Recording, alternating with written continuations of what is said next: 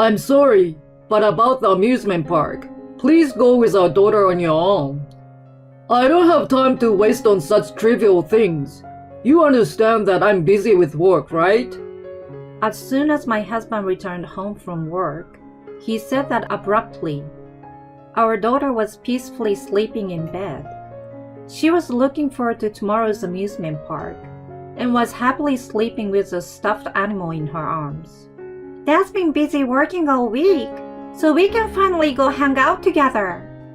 As I recalled the joyful expression on her face, a slight anger started to well up towards my husband. What do you mean by trivial things? You neglected family for so long, broke your promise, and that's all you have to say? While trying to keep my tone down, so as not to wake up our daughter, I can't help but express my dissatisfaction to my husband. Surely he will understand. If I go this far, he should at least say something like I'm sorry or can I rearrange my work? And if that's not possible, he should offer to make it up somehow. I thought he would at least give me words of consideration like that, but I'm on a business trip on short notice, so I don't have a choice. The wife of a section chief or department head would understand that much. That's why I can't get promoted. I have to leave early tomorrow morning, so can I go to sleep now? I don't have time to listen to pointless complaints about things that can't be helped. I see. Surely, what my husband said is right. Thanks to him, we can live a comfortable life without any inconvenience. And maybe, by opposing him, I'm the one who is seen as a bad wife by society. I wonder how other families handle situations like this. With those thoughts in mind, I let out a sigh. Before hearing my response, my husband went to the bedroom. Left behind, I decided that I would behave cheerfully and energetically tomorrow so as not to make our daughter feel lonely. However, little did I know that my determination would lead to an unexpected and disastrous situation later on. My name is Luna, and I'm 36 years old. I live with my husband Anthony, who is 2 years younger than me, and our daughter Claire, who is in her final year of kindergarten. Anthony works at a well-established local company, while I work part-time at a large neighborhood bookstore surrounded by my beloved books. Anthony and I got married as childhood friends. We became neighbors when my parents moved in across the street from the house Anthony originally lived in. Since then, our families have truly had a close relationship, just like one big extended family. So I never thought that we would end up getting married and becoming relatives in the future. The turning point came when I left home to attend university. At that time, I couldn't see the familiar face that I had taken for granted every day, and I felt a sense of loneliness. That was when we finally realized that we were in love with each other. Even though it was a bit embarrassing transitioning from being close friends who would sometimes argue to becoming romantic partners. Since we knew each other's strengths and weaknesses, our marriage was based on a deep understanding of each other. So there was no disillusionment after getting married. Our parents also had a good relationship with each other, so we didn't have to worry about our relationship with our in-laws. Anthony was also very kind to me. When we were childhood friends, we would sometimes exchange harsh words and argue with each other, but after we became a married couple, we were in a reasonably loving mood, and we were able to have a child without incident. We truly lived happy days. Anthony's behavior changed around the time Claire was born. At first, Anthony genuinely adored Claire. However, as we started to revolve our lives around Claire, with both me and my parents-in-law focusing on her, Anthony started to sulk. He began complaining like a child, saying, Always busy with the child, and never paying attention to me. It's nothing more than him expressing, I want to be the most important to you. That's Anthony's way of seeking attention. At first, I thought his neediness was cute. However, I started to feel my heart growing colder towards my husband, who would become upset if he wasn't prioritized over the child. He never made an effort to participate in child rearing, and even when we spent time together at home or went out as a family, he showed no interest in caring for Claire. He didn't help with household chores and was constantly glued to his smartphone.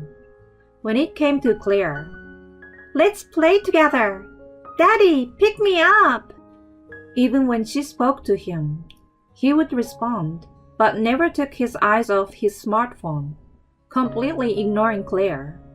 And Anthony had another troubling point. Due to his belief that he should be the most important, Anthony had an unusually high level of pride. He has a strong liking for acquiring and wearing expensive items to fulfill his self-esteem. It's troublesome when he makes purchases that are beyond his income. But there was also this incident. It happened when Claire was around 3 years old. While Anthony was taking a bath, there was a time when I left his luxury wristwatch, which he always wears, on the dining table. Claire, who had started intimating adults, happened to find it. "Look, look! I look like Daddy, right?" As she put the watch on her wrist and played, Anthony returned from the bath. Seeing Claire using his own watch as a toy, Anthony started shouting angrily. He scolded Claire harshly. If it was such an important item, it was a mistake to leave it within reach of a child. On top of that, what kind of father loses his temper with a 3-year-old child? As a father and a partner who supports his family, I wanted my husband to somehow change his way of thinking and behavior. I had discussed this with him several times, but it didn't seem to resonate with Anthony at all. Then one day, on my father-in-law's birthday, the whole family visited Anthony's parents' house. The parents-in-law welcomed Claire with joy, while Anthony, as usual, seemed uninterested in it, acting like a child. Suppressing the urge to click my tongue, I entered my in-law's house. In the living room, Anthony's twin brother, Jackson, had already arrived. Anthony and Jackson were identical twins, resembling each other not only in appearance, but also in their voices. Even my parents-in-law had difficulty telling them apart when they dressed and styled their hair the same way. "Hey Luna, Claire, it's been a while." Though they look alike, Jackson's personality is a complete opposite of Anthony's. He always wears a gentle smile and is considerate of those around him. He treats Claire kindly, always speaking to her in a gentle voice and playing with her. Claire really adores Jackson. When she saw Jackson, she hugged him tightly, saying, "Uncle Jackson!" "Oh, you've grown bigger again. And you've become a big sister too. You're truly the older one, aren't you?" Jackson gently and with a smile stroked Claire's head. Claire happily settled on Jackson's lap. Seeing Jackson's bright expression, I also felt relieved. Actually, Jackson had experienced a tragedy a few years ago when his fiancée passed away in an accident. He was crying heavily at the funeral, and for a while, he seemed deeply saddened. But recently, he found a new partner, and gradually, that calm smile has returned to his face. "Thank you for playing with Claire, Jackson." "She's always so fond of me. That's why she's cute." I wish Anthony would dote on Claire like Jackson does. I was about to say those words, but if I were to speak them out loud, I could already foresee that Anthony would sulk again. Unaware of my thoughts, Anthony sits down next to Jackson. Yes, despite their completely opposite personalities, their sibling bond is very strong. While Anthony and Jackson exchange updates on their lives, Claire happily reads a picture book. I leave Claire in their care and head to the kitchen to help my mother-in-law. "Lucy, I bought the cake you requested. Oh, Luna, thank you. It must have been heavy since it's large, right? Anthony should have had the courtesy to bring it himself. It's fine because I used the car. Besides, I wanted to talk to Jackson since it's been a while. Indeed, when Jackson lost his fiancée, we were worried about him. It must have been tough for both you and Bob, right? Indeed, Jackson's state of depression was once really serious.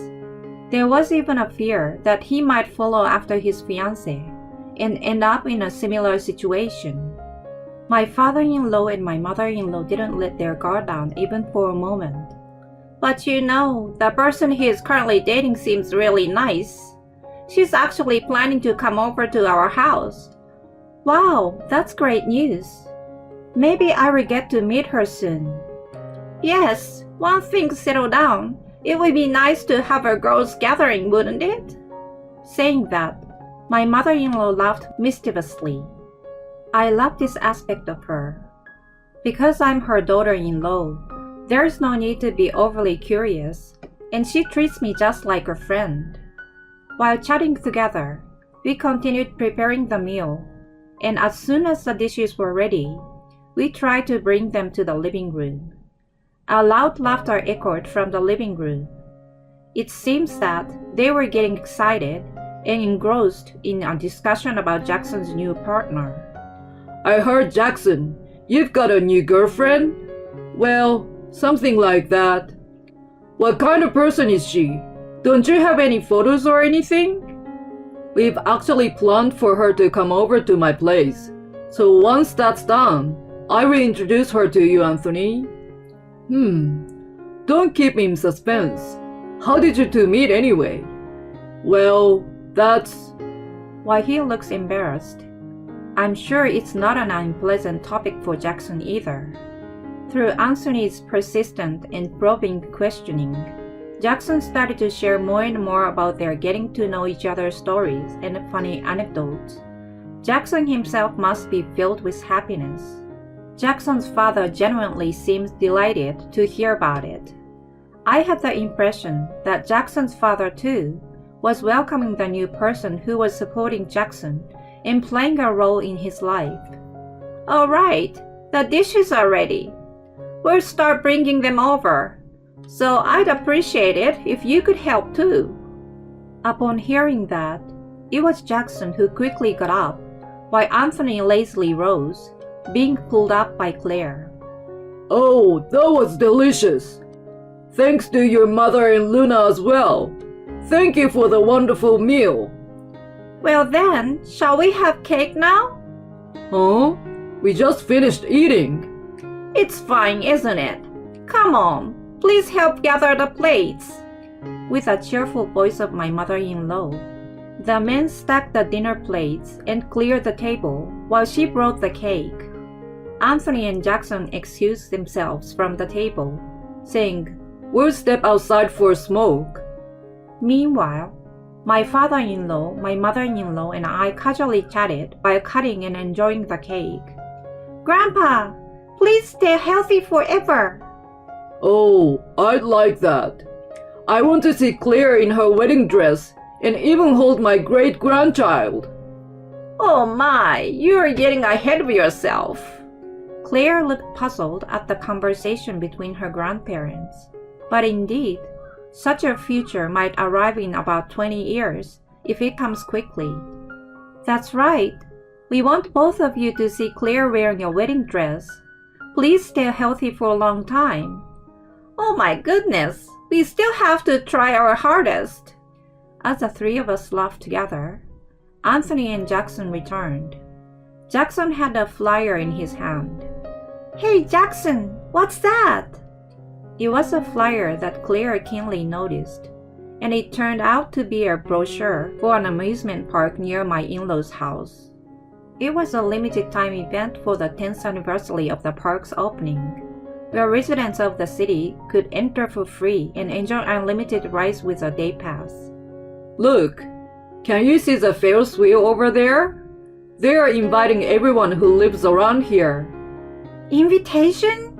Can I go too? Claire's eyes sparkled. I want to go! I want to go! I want to go with Mommy and Daddy! Such a hassle. I gave Anthony a slight glare. Anthony quickly averted his eyes. Why not? Next Saturday seems to have good weather, so why not take Claire there once in a while? Jackson, nice assist! Claire became completely delighted by those words, and reluctantly, Anthony agreed to go to the amusement park next Saturday with everyone.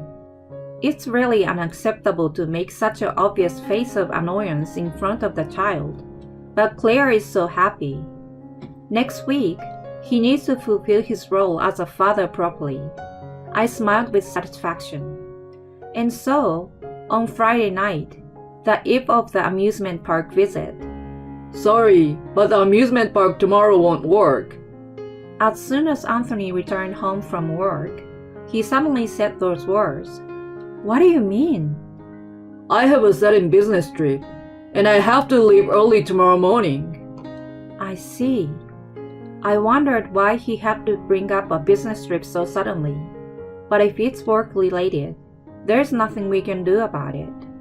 I have several negotiations to handle, so I probably won't be able to return until late tomorrow. I will have to stay overnight. Understood. I will talk to Claire about it. When I said that, Anthony seemed relieved and smiled. Sorry, I will make up to you properly next time. Really? Make sure to apologize to Claire as well. However, or rather, as expected, Claire was extremely disappointed and started throwing a tantrum. Well, it's understandable. She was thrilled at the opportunity to go out with Daddy after a long time. I tried to convince her by saying that we would take her another time, but no, I don't want to. I want to go tomorrow. She was on the verge of tears. Then, if Daddy can't go, I want to go with Jackson. Huh? Jackson? If Daddy can't come, I want to go to the amusement park with Jackson. Oh no, she said something quite difficult. Although Claire doesn't usually make such selfish demands, it seems she must have been really disappointed this time. I let out a sigh and tried to explain it to Claire. All right then, let's try calling Jackson right now. If Jackson says yes, we'll go with him. But even if Jackson is unable to, you must not get upset, okay? Is that still okay with you? Claire nodded in agreement. Taking a chance, I called Jackson. Jackson was surprised, but it seemed that he also suddenly had no plans for tomorrow, so he gladly accepted the opportunity to go out with Claire. With a sigh of relief, I started preparing for tomorrow. The next day, there was a pleasant blue sky, perfect for a day at the amusement park. I prepared the lunch boxes in the morning and headed to the meeting place with Claire. Jackson, I'm really sorry for the sudden change of plans today. As I apologized, Jackson smiled. Oh no, it's alright. Actually, I also had my date cancelled today. Oh, by your girlfriend? She had an unexpected matter that she couldn't cancel. The truth is, I was planning to invite her here. She has a child, so I thought it would be nice to plan something that would make them happy. Oh, she has a child? Yes, she's 2 years younger than Claire. I think they could get along well. That's wonderful. If she's interested, how about going out or having a meal together with everyone? It might be nice for the kids to play together too. I would love that. Next time, I will talk to her about it. Jackson seemed very disappointed by the canceled date, but he smiled when we talked about going out together next time. Then, Claire happily held hands with her beloved uncle and enjoyed the amusement park with excitement. Jackson, next is that one. I want to ride that one. Alright, let's go. Yay! Jackson had a cheerful smile as he accompanied Claire. If only Anthony could dote on Claire like this. It would be wonderful. Seeing the two of them working together, I couldn't help but feel a little wistful. Then, I started receiving a series of messages and photos from Anthony on WhatsApp. I've arrived at my business trip destination. I'm having dinner here right now. Don't forget to get me a souvenir. Along with the photos and messages that kept coming in one after another. Since Anthony is working hard on his job, I realized there's no use sulking too much myself. I decided to change my mindset. Sorry, Claire. I need to go to the restroom. Okay, come back quickly. Jackson made a small gesture of apology with his hands in front of his face and left the spot. I guided Claire to a nearby bench to have some water, and Claire pointed behind me and said, "Mommy, is that girl lost?" When I turned to the direction Claire was pointing, I saw a small girl walking around on her own, looking like she might cry at any time. Claire and I hurried over to the girl. My mommy is not here." "It's okay. We'll ask the amusement park staff to help us find her." "Okay." The girl seemed slightly relieved. Claire said, "Don't worry, it will be fine." Claire held the girl's hand. I sent a message to Jackson explaining the situation through WhatsApp, and the three of us started working towards the Lost and Found Center. After a short while, the girl suddenly stopped walking. "Ah, there's Mommy! Mommy's there!" "Huh?" The girl, "Over there!" She pointed in that direction. There stood Anthony, who was supposed to be on his business trip, and an unfamiliar woman who seems flustered. That is, for a moment, I thought it might be someone who resembled him. But the shining watch on his wrist was an expensive one that Claire had played with and he got angry about before. He lied to his wife and went on a secret date, wearing the best watch. That's what it meant. I felt a cold wind blowing quickly in the back of my head. I quietly approached Anthony and the woman, and then spoke up. "Your child is lost." "What? Oh, thank goodness! I was so worried when she suddenly disappeared. Thank you so much." The woman kept bowing her head repeatedly, and "By the way," I said with a serious expression, "I'm this person's wife, but who are you?" "Huh?" The woman's complexion changed quickly. For a moment, she didn't seem to understand the meaning of my words, but soon, she glared back at me sharply. "I'm this person's girlfriend." Anthony turned pale between me and the woman. Just then, Jackson returned from the restroom. Oh, Luna and Claire, there you are. I'm glad I caught up with you. Huh? Jackson, you're with both of them? Julia, what are you doing here? You said you had something to do today. Jackson looked at Anthony, who was standing behind the woman trying to hide. Anthony, why are you with Julia? Well... I wonder why someone who should be on a business trip is at the amusement park. Well... Unable to come up with an excuse, Anthony became visibly suspicious, but I stood in front of him. Following my lead, Jackson and the woman surrounded him, closing in on Anthony.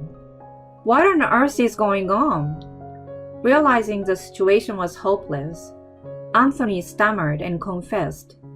After the birthday party for my father-in-law the other day, Anthony had seen a photo of Jackson's girlfriend. Upon seeing that photo, Anthony fell in love at first sight and apparently wanted to meet her and, if possible, go on a date with her. Coincidentally, Jackson received a phone call from that girlfriend at that moment.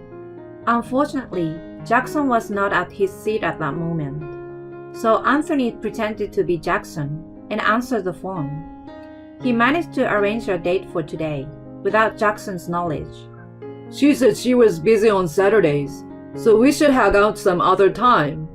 He lied and left a false message.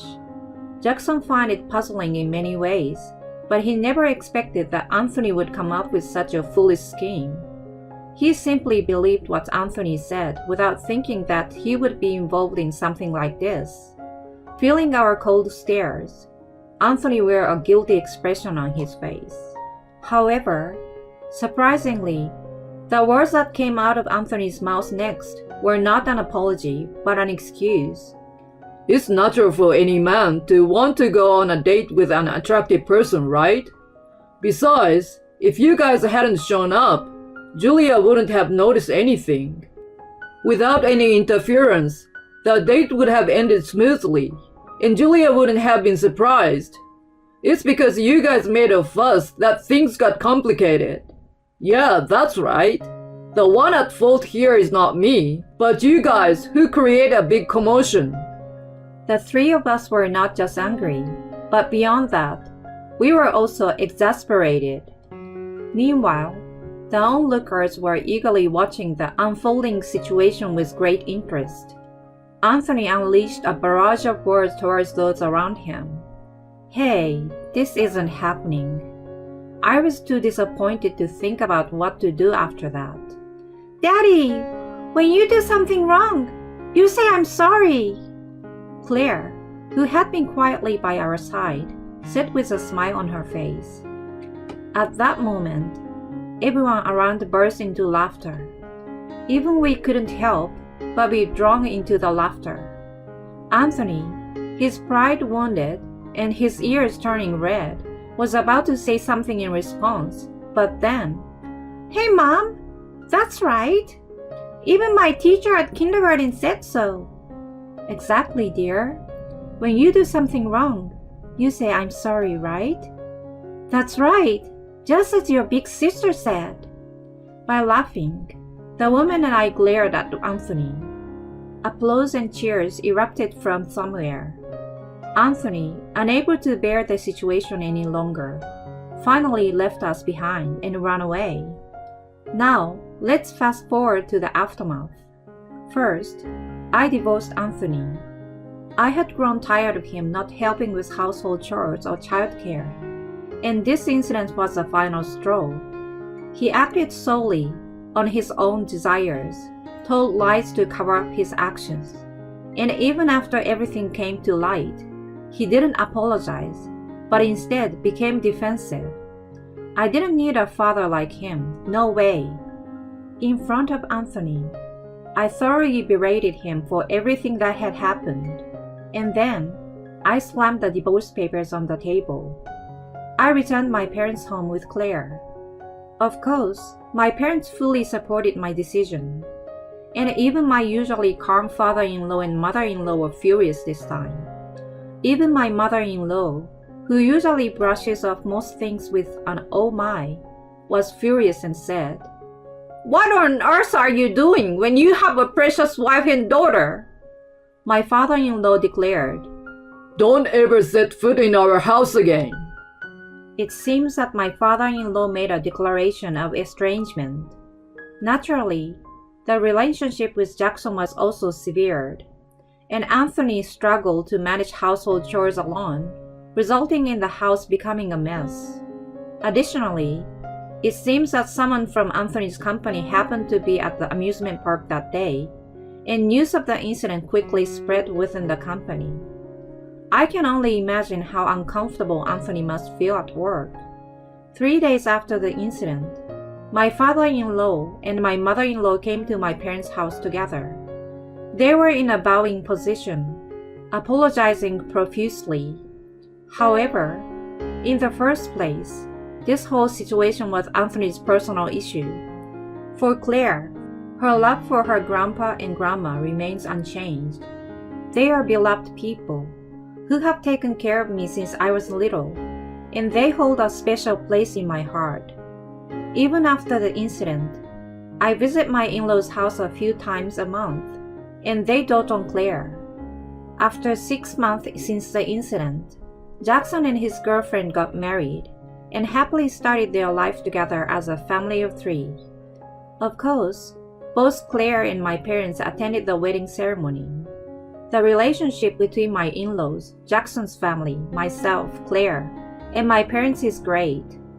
We are planning a trip where everyone can be together. Claire absolutely adores her new cousin, a little girl. It looks like we have a new little sister. So cute! She expresses her joy enthusiastically.